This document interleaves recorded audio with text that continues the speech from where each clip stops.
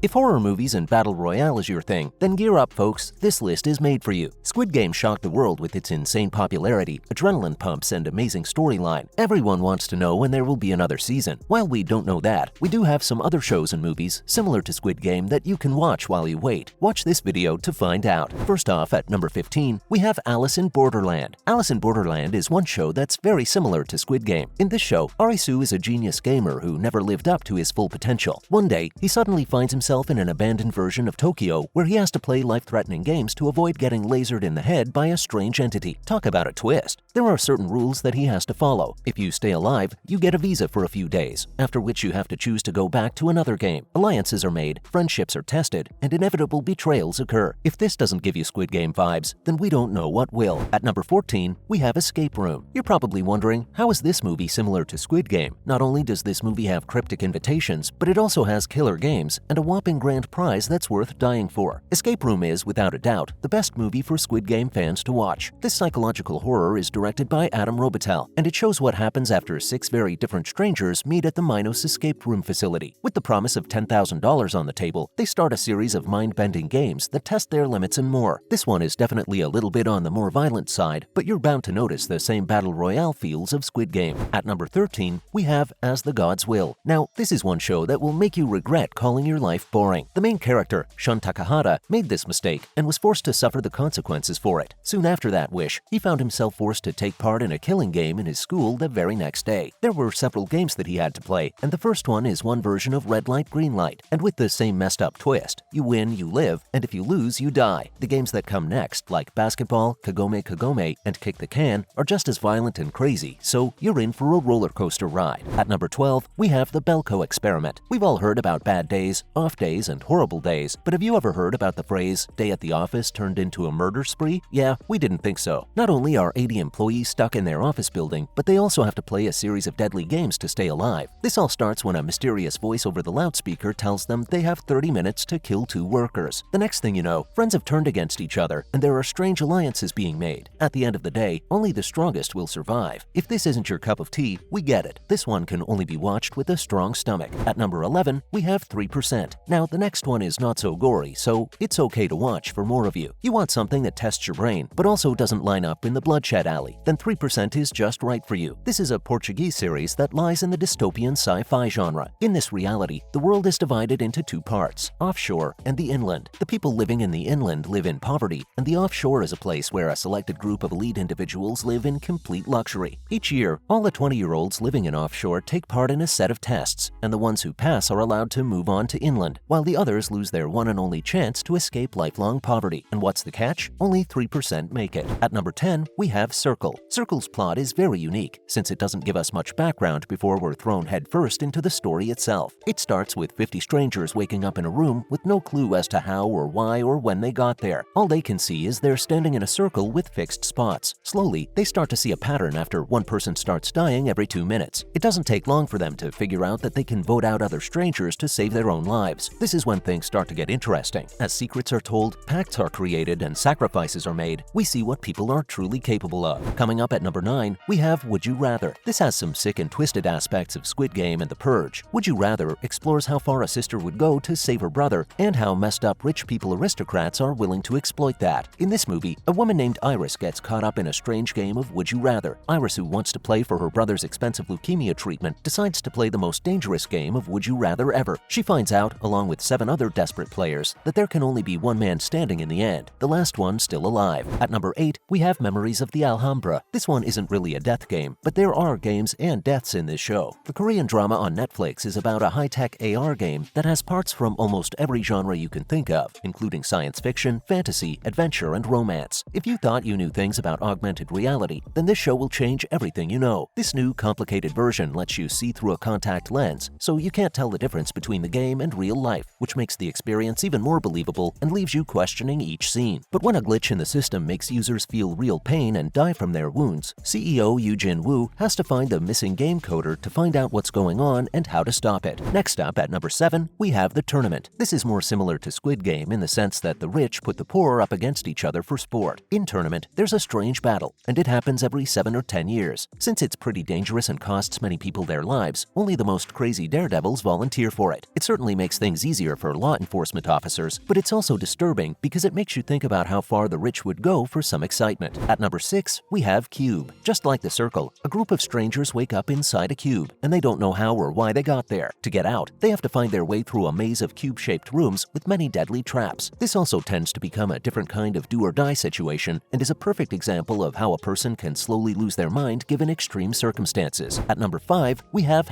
#Alive. #Alive shows us a different kind of only the strongest will survive story. This time, the battle is between a single man and the idea of living. Oh Jun-woo is trapped in his apartment building after a full-scale zombie attack. Soon, things take a turn for the worse, and he meets Kim Yoo-bin, another survivor. Together, they try to stay alive as long as they can with limited resources and time. The show brings out the worst in people, just like Squid Game does, even when they aren't really people anymore. Moving on, at number 4, we have Battle Royale. Battle Royale is very similar to the Hunger Games and Squid Game in the sense that only one person will be left alive in the end as the victor. Based on the book of the same name, it is set in a future version of America where 9th graders are picked at random and put in a brutal fight to the death. Watching teenagers kill themselves isn't as fun or entertaining to watch since they're just kids, but it's interesting to see high school movie tropes pop up in the middle of all the violence. At number 3, we have The Running Man. The Running Man, which is based on a Stephen King book, really shows the competitive spirit of Squid Games. It takes place in a dystopian version of the United States where corruption is almost the norm. There, Arnold Schwarzenegger plays a police officer who's framed, and the only way for him to get out of jail is to compete in the famous Running Man show. So, what's the Running Man show? It's a deadly game show where criminals try to run away from hired killers whose goal is to catch each criminal before they can earn their pardons. In the end, it's just as crazy as the Squid Game. At number 2, we have The Hunger Games. Okay, this one shouldn't really be a surprise because who hasn't heard of The Hunger Games? Just like Squid Game, the winner is the last man standing alive, and the motivation is the grand prize. It takes place in a dystopian future where the power-hungry capital rules over 12 districts. The Hunger Games are held every year to keep the people in check. 2 tributes from each district compete in a tournament to the death. Like in Squid Game, most of the contestants are from the bottom of society and don't have much choice, but do what the capital wants. But it's not as simple as it sounds. We won't say more. Finally, at number 1, we have Kaiji. Based on the well-known manga, this live-action series is about a man named Kaiji Itu who has no contribution to society and has a bad addiction to gambling. Like most gamblers, he can't pay off his debts. This leads him to take up a shady offer to gamble illegally on a cruise ship. What happens next is a deadly roller coaster of mind games. And no, we're not talking about things we've already seen. With games such as rock, paper, scissors, Japanese mahjong, and a high-stakes tissue raffle, this show will take you on a ride. That's all for this video. Which of these have you added to your watch list? Let us know in the comments below. Don't forget to like this video and subscribe to our channel for more exciting content. See you next time.